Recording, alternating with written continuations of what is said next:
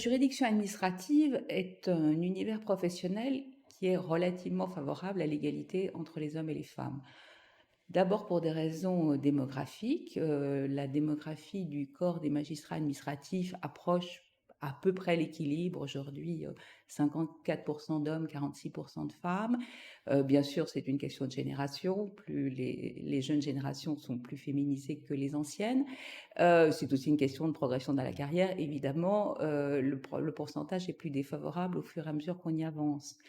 L'environnement est aussi assez favorable parce que finalement nous sommes juges de la légalité et que nous avons bien dû intégrer ce que la loi française a fait en faveur de la promotion de l'égalité des hommes et des femmes, et que le faisant respecter, nous avons bien dû l'intégrer nous-mêmes. Et enfin, je dirais que cet environnement est un peu favorable aussi, sans doute pour des raisons de sociologie administrative. Nous sommes recrutés par des modes de recrutement qui sont ceux de la haute fonction publique, notamment feu l'École nationale d'administration. Et je dirais que dans cet univers-là, ce qu'on pourrait appeler de façon très caricaturale le mâle blanc dominant fait sans doute d'autres choix d'orientation professionnelle que la juridiction administrative. Il n'en demeure pas moins que même dans cet environnement professionnel assez privilégié, nous sommes bien sûr, comme toute la société, nous intégrons nous-mêmes les biais sociaux que la société nous renvoie, et en particulier les biais sociaux concernant les femmes.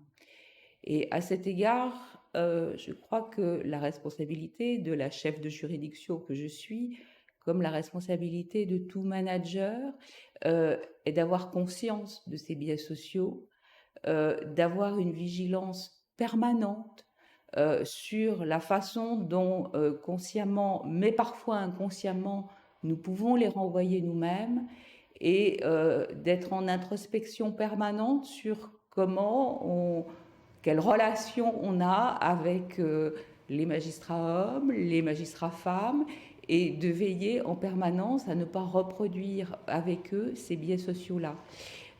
J'ai une petite faiblesse pour ma part pour l'écriture inclusive. Alors, non pas que je veuille rentrer dans la polémique du point médian, mais je crois que c'est très important que dans les messages qu'on délivre, on donne l'impression de s'adresser autant aux uns qu'aux unes, et autant aux hommes qu'aux femmes. Néanmoins, il reste à faire. Je ne dirais pas qu'il reste beaucoup à faire, mais il reste à faire.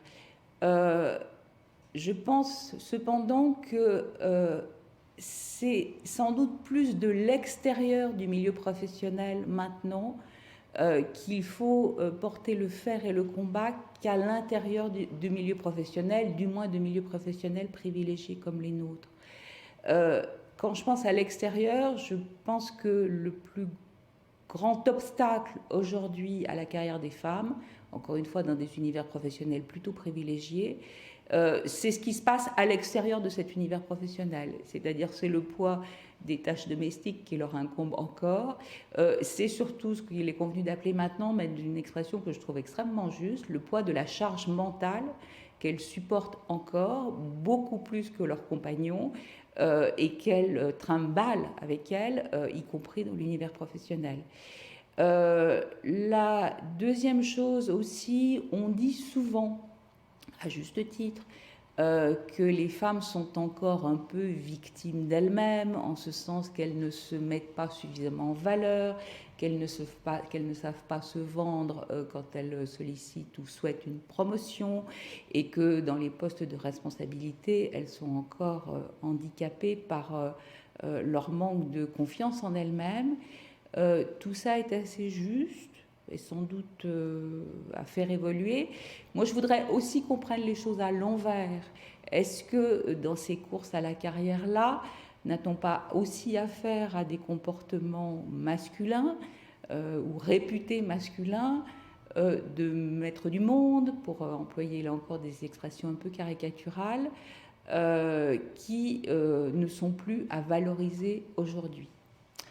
Voilà, donc je suis une femme relativement confiante dans l'évolution des choses. Je les ai vues moi-même beaucoup, beaucoup évoluer, mais je pense qu'elles n'ont pas fini d'évoluer.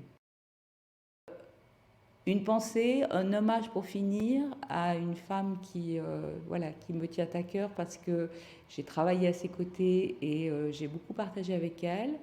C'est une ancienne garde des Sceaux qui, je crois, a laissé un bon souvenir au monde de la justice. Elle s'appelait Marie-Lise Lebranchu.